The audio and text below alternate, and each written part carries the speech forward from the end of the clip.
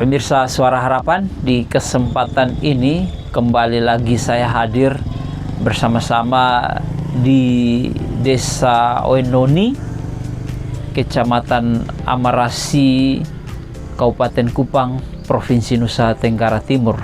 Di sebelah kiri kanan saya ada warga yang telah bersama-sama, nanti sebentar akan memperkenalkan nama dan juga pokok permasalahan yang diutarakan untuk kita ketahui bersama. Baik, selamat pagi Bapak. Selamat pagi. Kabar baik kok? Baik-baik semua Pak. Ya. Betul deh Bapak siapa? Saya Napoleon atau Pah. Bapak Napoleon atau Pah. Bapak? Saya Franciscus Ambone. Bapak Franciscus. Bapak? Yesaya Tamono. Bapak Yesaya. Iya.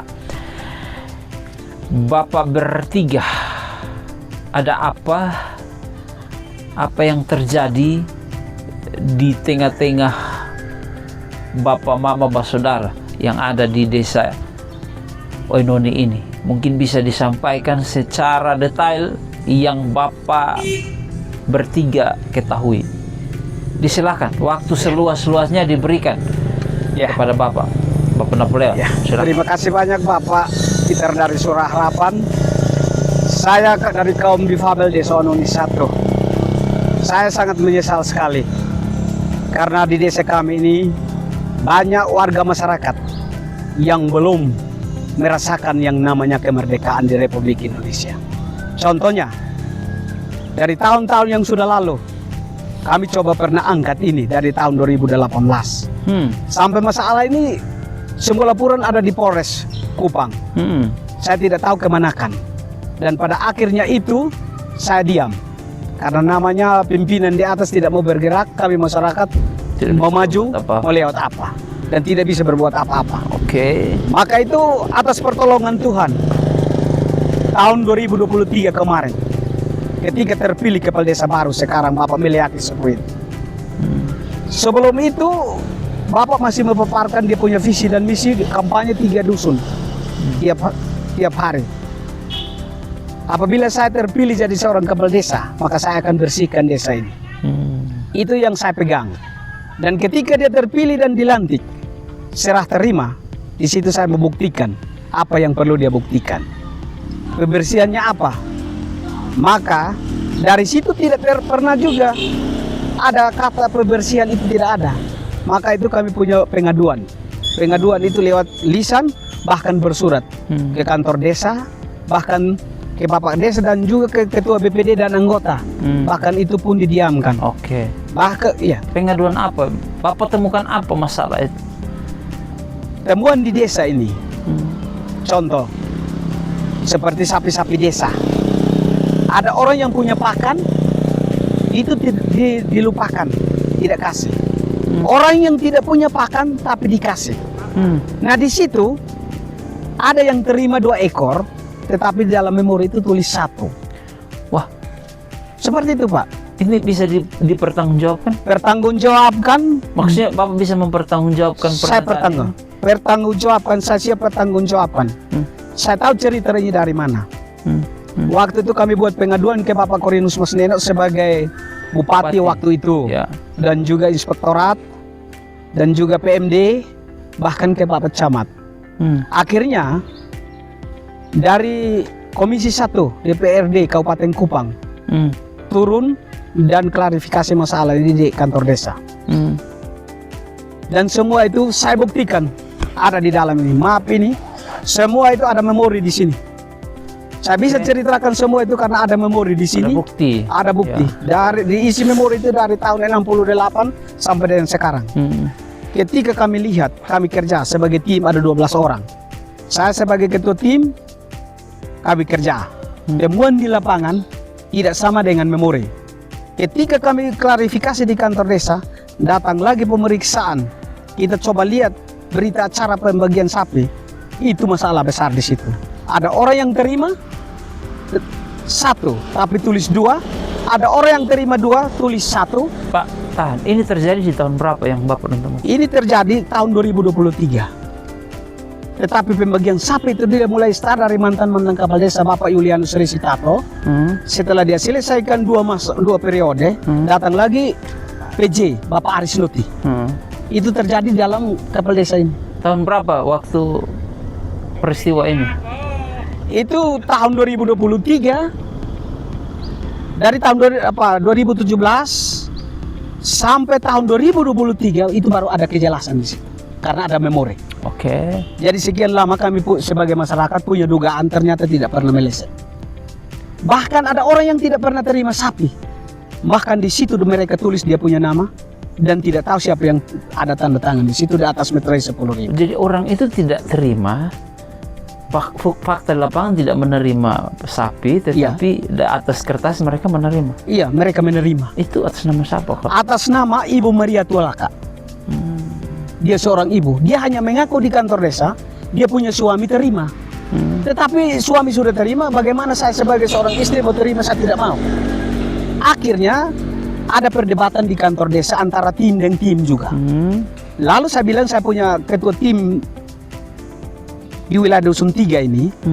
Saya bilang, kalau Mama Maria Tualaka terima, waktu itu ada berita acara peralihan sapi atau tidak? Bilang tidak sah di mata hukum. Oke, kita sudah bisa paham. Lanjut lagi. Akhirnya dari situ saya minta tolong Mama Maria Tualaka, dia punya KTP. Saya minta Mama Maria Tualaka punya KTP asli. Saya turun ke kantor desa untuk cocokkan yang berita acara. Begitu kopi dan kami lihat berita acara, ternyata di situ kami lihat tidak cocok dan dia punya tanda tangan yang ada di KTP aslinya. Tidak sesuai. Iya, tidak sesuai. Di situ juga lagi ada Pak. Di situ ada orang yang sudah store sapi, ada kwitansi asli dia pun tangan. Malah di memori yang ada di sini masih tulis sapi masih ada di dia pun tangan belum store. Iya. Malah ada yang sudah store. Kami tanya, store ke siapa? Kami store ke sekretaris desa Bapak Aris Luti. Buktinya mereka tidak kasih kami kwitansi. Ini temuan di lapangan. Ini fakta, saya siap bertanggung jawab. Saya kaum difabel, saya tidak mau tambah dan kurang. Saya kerja dan temuan apa di lapangan itu yang saya mau buktikan. Mau dimanapun saya buktikan dengan jelas. Baik. Masih ada lagi? Masih ada. Di situ lagi, masih ada lagi di situ sumur bor. Sumur bor yang sementara ada di hutan belantara di bawah. Di sumur bor itu, dari PUPR Kabupaten Kupang, ada bantuan sumur bor. Sumur bor itu, di luar dana itu, ada lagi dana dari desa. Dana dari desa yang termuat ada di sini semua. Waktu DPR turun audit, jumlah nilai uang yang dari desa tambah itu semua ada termuat di memori. Oke. Itu sampai dengan ini jam sumur bor tidak berfungsi. Dia punya selang-selang hitam yang sudah ditarik, masyarakat belum pernah rasakan itu sumur. Malah selang-selang hitam itu masih ada di hutan-hutan. Berarti asas manfaatnya tidak ada. Tidak ada. Itu mubazir, Pak. Pakai dana desa ini. Iya. Berapa anggaran kurang lebih? Iya, itu di situ ada di sini saya lihat itu ada 100 lebih juta. Tahun berapa anggaran? Itu tahun 2022. 2020. Karena zaman Pak Aris Luti. Oke. Iya. Kita sudah temukan 2 Iya. problem di sini. Masih Iya. ada lagi? Masih ada 2. Kita masuk ke BUMDes dulu. Oke, BUMDes kenapa itu? BUMDes itu terbentuk pada waktu tahun 2015 zaman Pak Anus Resi. Oke. Pak Anus Resi bentuk BUMDes. Dan dana murni itu kurang 7.300.000. Semua itu ada tercatat di sini. Besar sekali. Iya. Ya, oke. Semua itu ada tercatat di sini. Modal kurang 7.300.000. Iya. Itu uang murni. Belum aset yang bergerak dan tidak bergerak yang ada di BUMDes. Uang murninya saja kurang 7 juta, pas 300 juta. Sebagai ketua tim kami buktikan itu bersama DPR, Komisi 1 di kantor desa. Waktu itu Iya, ya. waktu itu. Dan semua itu sudah ditandatangani oleh ketua DPR, Bapak Daniel Temenas. Ada semua di sini. Oke, nanti sebentar. Tetapi sampai dengan ini jam, Bapak Kepala Desa Meliaki Sebuin yang sekarang tidak pernah gubris ini. Saya tidak mau. Sebagai kaum difabel yang hidup di suasana desa Ononi 1, saya sangat menyesal dengan cara Bapak Kepala Desa di sini.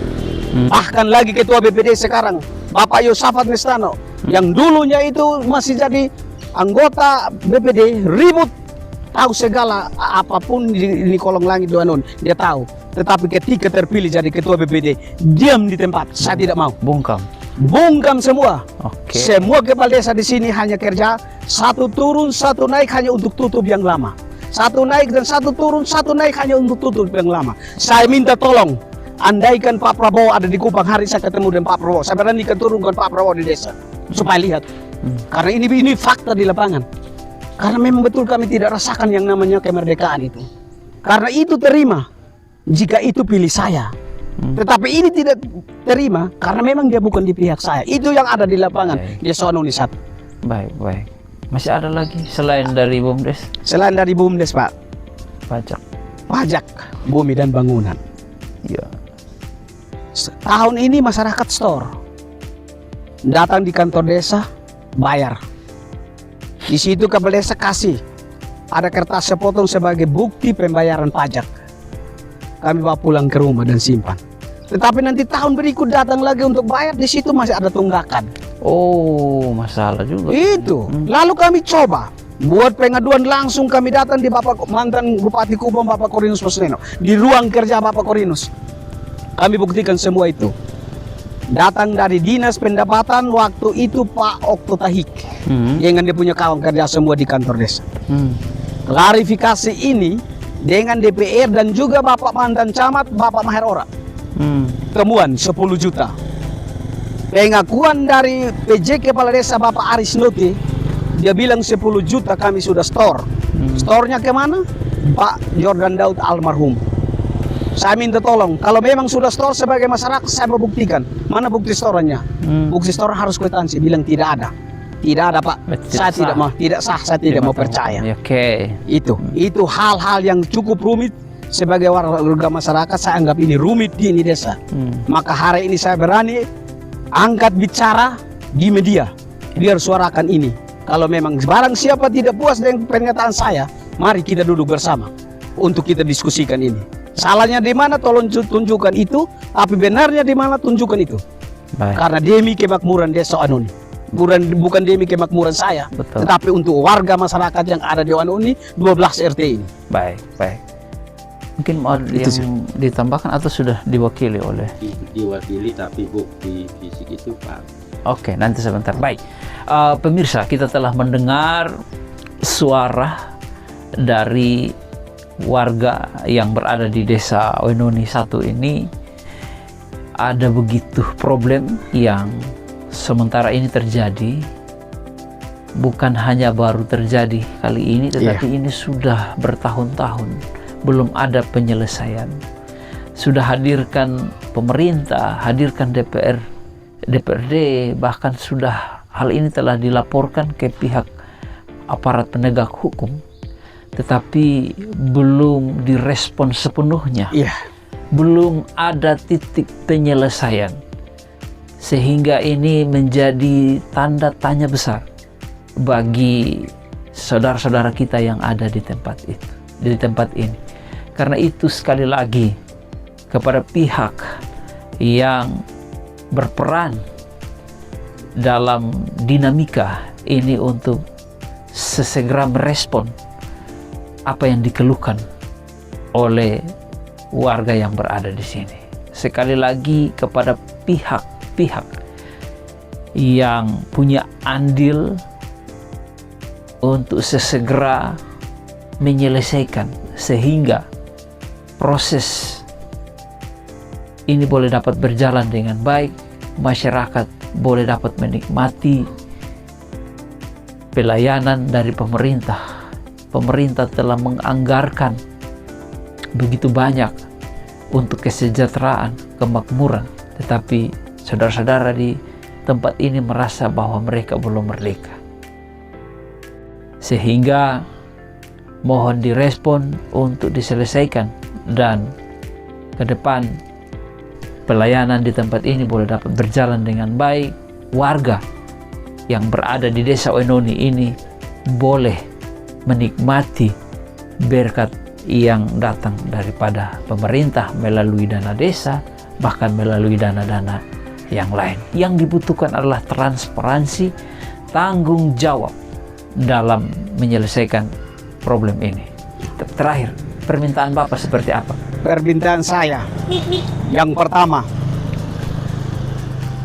gemoy selalu di hatiku apabila Bapak Yus Lede terpilih sebagai Bupati Kupang dan Ibu Aurun Tutu Eki sebagai Wakil Bupati Kupang, dan juga Bapak Melgila Kalena terpilih sebagai Gubernur Nusa Tenggara Timur, Bapak mantan Kapolda Bapak Joni Asalom.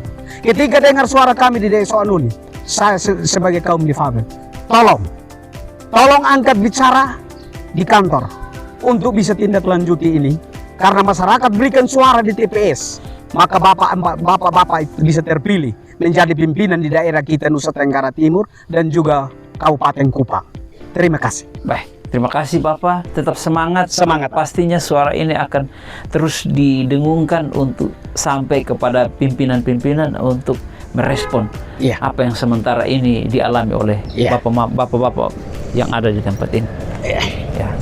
Terima kasih kita telah menyimak bersama melalui program Ngobrol Pintar Suara Harapan. Ini boleh dapat ikuti di media Suara Harapan di YouTube, boleh dapat mengikuti di www majalah Suara Harapan. Jangan lupa like and subscribe untuk Ngopi Suara Harapan ini akan terus berkembang, mendengar, melihat langsung secara dekat bersama-sama dengan warga yang tidak merasa atau warga yang sementara ini dizolimi oleh aparat-aparat atau pihak-pihak pemerintah yang tidak berkeadilan terhadap warga. Sekali lagi terima kasih untuk bapak-bapak yang boleh dapat mengundang saya untuk kembali hadir bersama-sama di Oenoni, dan saya akan lanjut untuk meminta klarifikasi dari pemimpin desa, Iya. Bapak Kepala Desa, untuk menjawab apa yang disampaikan oleh warga Desa Oenoni 1, Kecamatan Amarasi, Kabupaten Kupang, Provinsi Nusa Tenggara Timur. Terima kasih, Tuhan memberkati kita semua. God bless you. Baik, menanggapi laporan warga, hari ini Pak Desa belum bisa mengklarifikasi kah? Iya, Karena jadi hari ini belum bisa karena ada persiapan besok untuk peresmian air. Jadi memang ini hari full Pak Desa. Jadi nanti setelah peresmian air baru kita cari waktu untuk klarifikasi itu. oke. Terima kasih. Ini Pak Desa Halo. Oenoni